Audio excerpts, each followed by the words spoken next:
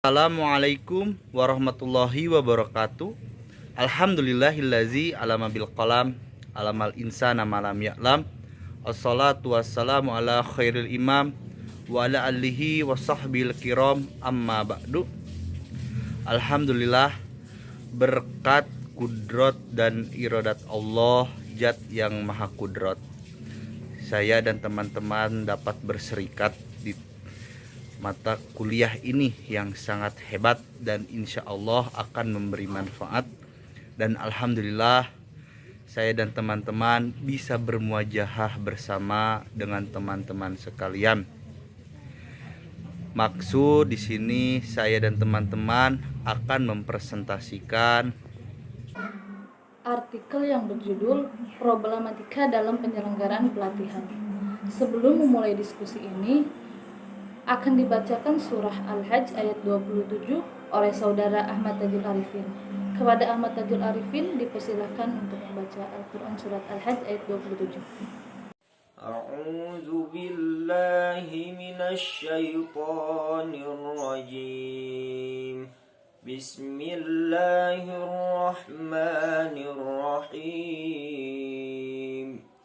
Wa'adzin fin nasi bil hajji ya'tuka rijalan wa ala kulli dhamiri ya'tina min kulli fajjin 'amiq liyashhadu manafi'a lahum wa yadhkuru ismallahi fi ayyamin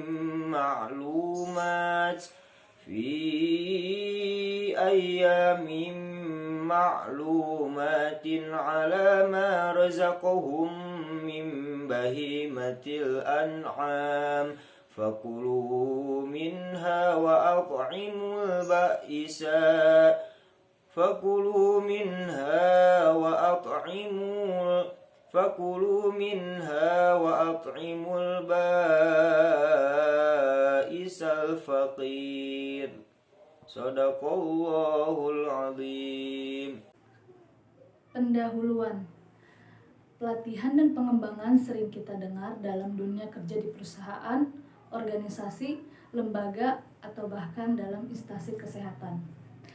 Hal ini dapat diasumsikan bahwa pelatihan dan pengembangan sangat penting bagi tenaga kerja untuk bekerja lebih menguasai dan lebih baik terhadap pekerjaan yang dijabat atau yang akan dijabat ke depannya. Tidak terlalu jauh dalam instansi kesehatan, pelatihan dan pengembangan sering dilakukan sebagai upaya meningkatkan kinerja para tenaga kesehatan yang dianggap belum mampu untuk mengembangkan pekerjaannya karena faktor perkembangan kebutuhan masyarakat dalam kesehatan. Secara deskripsi tertentu, potensi para pekerja kesehatan mungkin sudah memenuhi syarat administrasi pada pekerjaannya, tapi secara aktual, para pekerja kesehatan harus mengikuti dan mengimbangi perkembangan dunia kesehatan sesuai dengan tugas yang dijabat atau yang akan dijabatnya. Hal ini yang mendorong pihak instansi kesehatan untuk memfasilitasi pelatihan dan perkembangan karir para tenaga kesehatan guna mendapatkan hasil kerja yang baik, efektif, dan efisien. Salah satu fungsi manajemen sumber daya manusia adalah training dan development. Artinya bahwa untuk mendapatkan tenaga kesehatan yang bersumber daya manusia yang baik dan tepat, sangat perlu pelatihan dan perkembangan. Hal ini sebagai upaya untuk mempersiapkan para tenaga kesehatan untuk menghadapi tugas pekerjaan jabatan yang dianggap belum menguasainya. Manajemen talk yang dikemukakan Taylor bahwa tenaga kerja membutuhkan latihan kerja yang tepat. Teori ini sangat tepat untuk menghindari kemungkinan terburuk dalam kemampuan dan tanggung jawab pekerja, sehingga dalam menyelesaikan tugas jabatan lebih efektif dan efisien sesuai dengan aturan yang telah ditetapkan. Dalam instansi kesehatan, biasanya para tenaga kerja yang akan menduduki jabatan baru yang tidak didukung dalam pendidikannya atau belum mampu melaksanakan tugasnya, biasanya upaya yang ditempuh adalah dengan melakukan pelatihan dan pengembangan karir. Dengan melalui pelatihan dan pengembangan, tenaga kerja akan mampu mengerjakan, meningkatkan, mengembangkan pekerjaannya. 1. Pengertian pelatihan. Menurut Matis 2002, pelatihan adalah suatu proses di mana orang-orang mencapai kemampuan tertentu untuk membantu mencapai tujuan organisasi. Oleh karena itu, proses ini terikat dengan berbagai tujuan organisasi. Pelatihan dapat dipandang secara sempit maupun luas. Secara terbatas, pelatihan menyediakan para pegawai dengan pengetahuan yang spesifik dan dapat diketahui serta keterampilan yang digunakan dalam pekerjaan mereka saat ini. Terkadang ada batasan yang ditarik antara pelatihan dengan pengembangan yang bersifat lebih luas dalam cakupan serta memfokuskan pada individu untuk mencapai kemampuan baru yang berguna baik bagi pekerjaannya saat ini maupun di masa mendatang. Yang kedua, menurut Payaman Simanjuntak pada tahun 2005 mendefinisikan pelatihan merupakan bagian dari investasi sumber daya manusia human investment untuk meningkatkan kemampuan dan keterampilan kerja dan dengan demikian meningkatkan kinerja pegawai. Pelatihan biasanya dilakukan dengan kurikulum yang disesuaikan dengan kebutuhan jabatan, diberikan dalam waktu yang relatif pendek untuk membekali seseorang dengan keterampilan kerja. Adapun pelatihan didefinisikan oleh Ivan Shevich sebagai usaha untuk meningkatkan kinerja pegawai dalam pekerjaannya sekarang atau dalam pekerjaan lain yang akan dijabatnya segera. Kemudian unsur-unsur pelatihan. Unsur-unsur pelatihan adalah komponen-komponen yang ada dalam setiap kegiatan pelatihan. Unsur-unsur tersebut adalah trainer pelatihan, peserta mitra pelatih, materi pelatihan, metode pelatihan, tujuan pelatihan, dan pengawas pelatihan. A. Yang pertama, trainer. Trainer adalah orang atau kelompok atau lembaga yang mengadakan pelatihan yang mana dalam pelatihan tersebut trainer sangat berperan untuk keberhasilan suatu pelatihan yang diterapkan. Seorang trainer seharusnya memiliki integritas kepribadian, kemampuan intelektual, dan keterampilan yang memadai dalam rangka mengubah input menjadi output. B. Mengubah input menjadi output. B. Peserta. Unsur pelatihan selanjutnya adalah peserta. Itu manusia yang menjadi sasaran pelatihan atau manusia menerima pelatihan baik sebagai individu maupun sebagai kelompok. C. Materi pelatihan adalah isi, peran, atau materi yang disampaikan trainer kepada para peserta. Materi pelatihan merupakan isi dari pelatihan untuk mencapai tujuan yang telah ditetapkan. Materi yang diberikan disesuaikan dengan kebutuhan pelatihan. D. Media pelatihan adalah alat yang dipergunakan untuk menyampaikan materi pelatihan kepada pesertanya. E. Metode pelatihan. Hal yang erat dengan media pelatihan adalah metode pelatihan. Metode pelatihan merupakan suatu cara sistematis dapat diberikan secara luas serta dapat membuat suatu kondisi tertentu dalam 34 penyelenggaraan pelatihan guna mendorong peserta agar dapat mengembangkan aspek kognitif, efektif, dan psikomotorik terhadap penyelesaian tugas dan pekerjaan yang akan dibebankan kepadanya. F. Tujuan. Tujuan adalah hasil dari kegiatan pelatihan tersebut, yaitu agar para peserta yang mengikuti pelatihan dapat menjalankan tugas yang diberikan kepadanya. G. Pengawas. Agar berjalan dengan lancar pelatihan ini maka diperlukan adalah pengawas. Pengawas adalah orang yang diberi tugas untuk mengawasi segala tindak pelaksanaan pelatihan agar mencapai tujuan yang diinginkan. Problematika pelatihan. 1. Selalu menggunakan trainer atau pelatih yang sama. yang nantinya program pelatihan untuk meningkatkan kinerja karyawan.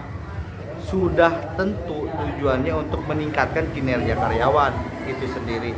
Dalam hal ini biasanya para perusahaan akan menggunakan jasa trainer untuk melatih atau mendidik para karyawan yang ditunjuk. Tapi yang tidak disadari adalah banyak perusahaan yang cenderung menggunakan trainer yang sama dengan metode pembelajaran yang juga sama. Mungkin selintas tidak masalah, namun justru hal tersebut membuat pengetahuan para karyawan hanya seputar itu-itu saja. Dan tidak ada peningkatan terutama antar perusahaan. Untuk mengatasi masalah seperti ini, tidak masalah jika kamu menggunakan trainer yang sama, hanya saja pelatihan yang berbeda dan sesuai dengan permasalahan yang sedang dihadapi oleh pihak karyawan itu sendiri. Secara tidak langsung, hal-hal seperti ini yang akan memberikan keuntungan dan meningkatkan kemampuan dari para karyawan dibanding perusahaan lainnya. 2. Program pelatihan yang sukar dimengerti. Kesalahan lain yang juga sering dilakukan dalam program pelatihan dan pengembangan sumber daya manusia adalah gaya bahasa dan program pelatihan yang sukar dimengerti. Dalam hal ini adalah pihak pelatih. Banyak dari para pelatih yang memberikan materi terbilang kaku dengan gaya penyampaian yang tidak mudah dimengerti. Tentu saja hal tersebut membuat proses belajar atau program latihan jadi kurang maksimal. Untuk mengatasi masalah tersebut, sebaiknya cari pihak trainer yang mampu memberikan materi secara baik dan menarik, sehingga membuat para peserta paham akan aneka materi yang disampaikan. 3. Target pelatihan mempunyai kinerja yang lebih rendah. Banyak dari kamu yang tidak menyadari mengirimkan orang atau pekerja yang mempunyai prestasi atau mempunyai kinerja yang cukup tinggi ke pelatihan umum selintas. Hal seperti ini tidak jadi masalah, tapi justru program pelatihan dan pengembangan karyawan ini masalah bagi pekerja yang dikirim tersebut karena dirinya ilmu yang akan diserap tidak banyak. Untuk mengatasi masalah seperti ini, ada baiknya jika kamu memiliki para pekerja yang akan dikirim untuk melakukan program pelatihan, mana para pekerja yang mempunyai kinerja standar dan mana para pekerja yang mempunyai kinerja tinggi. Pilih mana para pekerja dengan prestasi standar pada program pelatihan yang lebih baik. Sebaliknya, untuk para pekerja yang mempunyai kinerja tinggi pada program pelatihan yang jauh lebih tinggi lagi. 4. Program pelatihan saja tidak cukup. Program pelatihan tidak ubahnya sebuah pelajaran yang akan diberikan pada seseorang. Jadi sudah seharusnya dilakukan secara menarik agar siapapun yang belajar jadi tertarik dan mau belajar, dan belajar itu lebih menyenangkan. Adapun solusi untuk mengatasi masalah seperti ini tidak lain adalah memilih trainer dengan program latihan yang menarik dan pastinya sesuai dengan yang dibutuhkan oleh para karyawan itu sendiri. Hasilnya para karyawan mau mengikuti program pelatihan tersebut dan pastinya mampu memberikan hasil dalam hal ini, kinerja yang baik berkat pelatihan yang didapat. 5. Program pelatihan yang dilakukan tidak optimal untuk belajar.